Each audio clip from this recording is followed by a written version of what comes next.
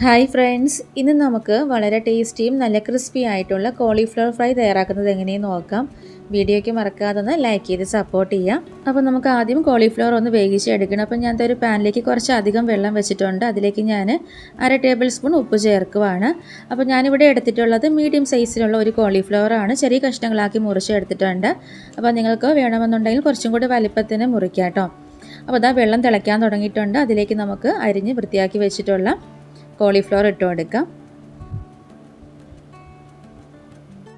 Cauliflower വേവിക്കാൻ വെക്കുന്ന സമയത്ത് തന്നെ ഉപ്പ് ചേർത്ത് കൊടുക്കുക. എന്നാൽ മാത്രമേ അതിൻ്റെ ഉള്ളിൽ പാകത്തിന് ഉപ്പ് പിടിച്ച് കിട്ടത്തുള്ളൂ. ഇതിലേക്ക് ഞാൻ കുറച്ച് മഞ്ഞൾപ്പൊടിയും കൂടെ ചേർക്കുവാണ്. മഞ്ഞളും കൂടെ ചേർത്തിട്ട് നന്നായിട്ടൊന്ന് മിക്സാക്കി കൊടുക്കാം. ഇനി നമുക്കിത് മീഡിയം ടു ലോ ഫ്ലെയിമിൽ വെച്ചിട്ട് വേവിച്ചെടുക്കാം. കറക്റ്റ് 2 മിനിറ്റ് മതിയാകും കേട്ടോ. ഒത്തിരി നേരിട്ട് വേവിച്ചെടുക്കരുത്. അങ്ങനെ ആകുമ്പോൾ അതും ഒത്തിരി വെന്ത് പോവുകയും ചെയ്യും. നല്ല ക്രിസ്പി ആയിട്ട് നമുക്കിത് ഫ്രൈ ചെയ്യാൻ ബുദ്ധിമുട്ടായിരിക്കും. അപ്പോൾ ഞാനിത് കറക്റ്റ് 2 മിനിറ്റ് ഒന്ന് വേവിച്ചെടുത്തിട്ടുണ്ട്. ഇനി നമുക്കിത് വെള്ളത്തിൽ നിന്ന് കോരി ഒരു അരിപ്പ പാത്രത്തിലോട്ട് മാറ്റാം. വെള്ളം നന്നായിട്ട് വാർന്നു പോകണം കേട്ടോ. വെള്ളം കംപ്ലീറ്റ് വാർന്നു പോയതിന് ശേഷം മാത്രം ഫ്രൈ ചെയ്യാനായിട്ട് എടുക്കാം.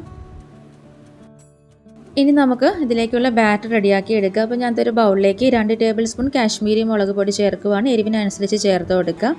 ഇതിലേക്ക് ഞാൻ 1/2 ടേബിൾ സ്പൂൺ ചിക്കൻ മസാല ചേർക്കുവാണ്. 1/4 tablespoon garam masala, 3 tablespoon cornflour ചേർത്ത് കൊടുക്കുവാണ്. കോൺഫ്ലോർ മസ്റ്റാർഡ് ചേർത്ത് കൊടുക്കുക കേട്ടോ. 3 ടേബിൾ സ്പൂൺ ചേർത്ത് കൊടുത്തിട്ടുണ്ട്. ഇനി ഇതിലേക്ക് ഞാൻ 2 ടേബിൾ സ്പൂൺ അരിപ്പൊടി ചേർത്ത് കൊടുക്കുവാണ്.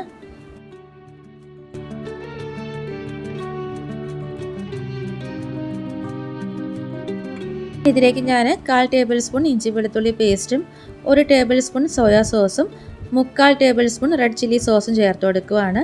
റെഡ് ചില്ലി സോസിൻ്റെ അളവ് നമ്മുടെ എരിവിനനുസരണം ചേർത്ത് കൊടുക്കുക.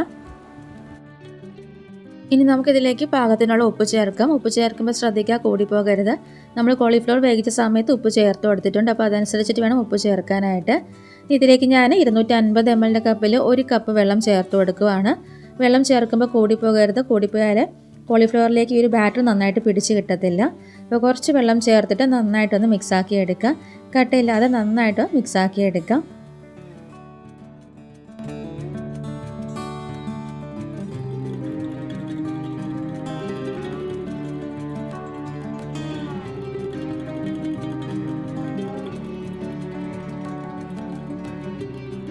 നന്നായിട്ട് മിക്സാക്കിയതിന് ശേഷം ടേസ്റ്റ് നോക്കാം. ഉപ്പ് കുറവാണെന്നുണ്ടെങ്കിൽ പാകത്തിന് ഉപ്പ് ചേർത്ത് കൊടുക്കാം. അപ്പോൾ ഇതാ ബാറ്റർ ഇവിടെ റെഡി ആയിട്ടുണ്ട്. കോളിഫ്ലവർ മുഴുവനും ഞാൻ ബാറ്ററിലേക്ക് ഇട്ട് കൊടുക്കുന്നില്ല. ഓരോന്നും എടുത്ത് നന്നായിട്ട് ഡിപ്പ് ചെയ്തിട്ടാണ് ഫ്രൈ ചെയ്യുന്നത്. അപ്പോൾ നിങ്ങൾക്ക് വേണമെങ്കിൽ മുഴുവനും ബാറ്ററിലേക്ക് ഇട്ട് കൊടുത്തിട്ട് നന്നായിട്ട് മിക്സ് ആക്കിയതിന് ശേഷം ഫ്രൈ ചെയ്യാം. അപ്പോൾ നമുക്കിനി ഫ്രൈ ചെയ്യാൻ തുടങ്ങാം.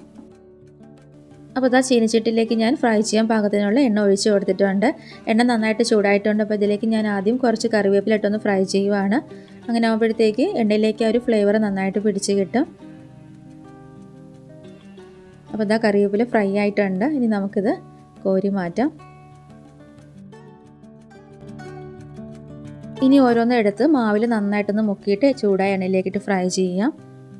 മീഡിയം ടു ലോ ഫ്ലെയിമിൽ വെച്ചിട്ട് ഫ്രൈ ചെയ്തെടുക്കാം. നല്ല ക്രിസ്പി ആയിട്ട് കിട്ടുന്നത് വരെ ഫ്രൈ ചെയ്യാം കേട്ടോ.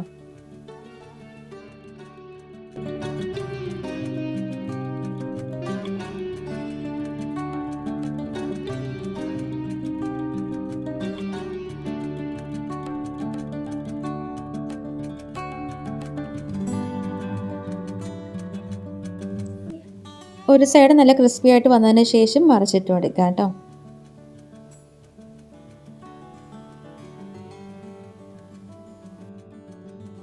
ഒരു സൈഡ് നന്നായിട്ട് ഒന്ന് ക്രിസ്പി ആയിട്ട് വന്നതിന് ശേഷം മറിച്ചിട്ട് കൊടുക്കാം.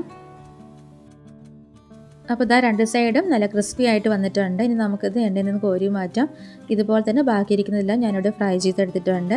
ഇത് വൈകുന്നേരം നല്ല ചൂട് ചായയുടെ കൂടെ കഴിക്കാനായിട്ട് നല്ല ടേസ്റ്റാണ് കേട്ടോ. അപ്പോൾ നിങ്ങളെല്ലാവരും ട്രൈ ചെയ്ത് നോക്കാം. വീഡിയോയ്ക്ക് മറക്കാതെ ഒന്ന് ലൈക്ക് ചെയ്യുക, ഷെയർ ചെയ്യുക, കമൻറ്റ് ചെയ്യുക. ചാനൽ സബ്സ്ക്രൈബ് ചെയ്യാത്തവരാണെങ്കിൽ സബ്സ്ക്രൈബും കൂടെ ചെയ്തിട്ട് ചാനലൊന്ന് സപ്പോർട്ട് ചെയ്യുക.